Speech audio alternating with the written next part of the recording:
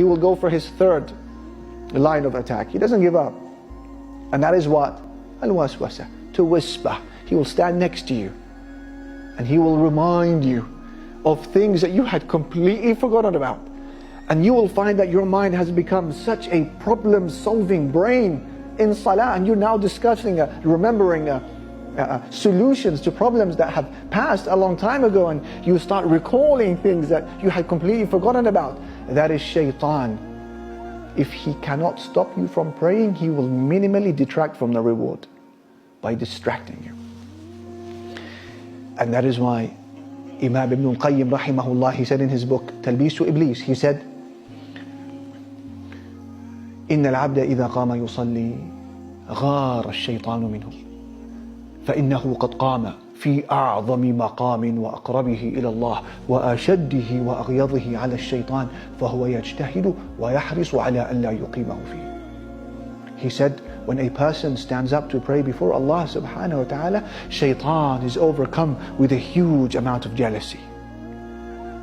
Because you, Ibn al-Qayyim, he said, you have just now stood in the greatest of all stations before Allah, and the nearest that you can be before Him. And it is the station that causes shaitan most pain and most anger. And so he endeavors to ruin that standing before yourself, before Allah subhanahu wa ta'ala. And so he endeavors to ruin your standing before Allah subhanahu wa ta'ala. It bothers him. It reminds him of a traumatic past. It reminds him of his fate and future. It reminds him of his arrogance.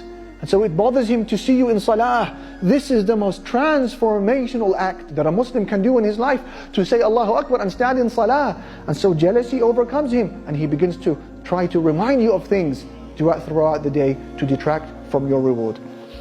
And so you are to remember, my brother, my sister, that when you are now beginning your salah, imagine that your wage for that salah, figuratively speaking, has been placed in front of you.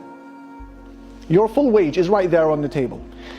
And you need to hold on for just 10 minutes or so during your salah. And if you manage to pray a salah with khushu', attentiveness and humility, you will pocket every penny of that wage. But be careful. You need to be on guard.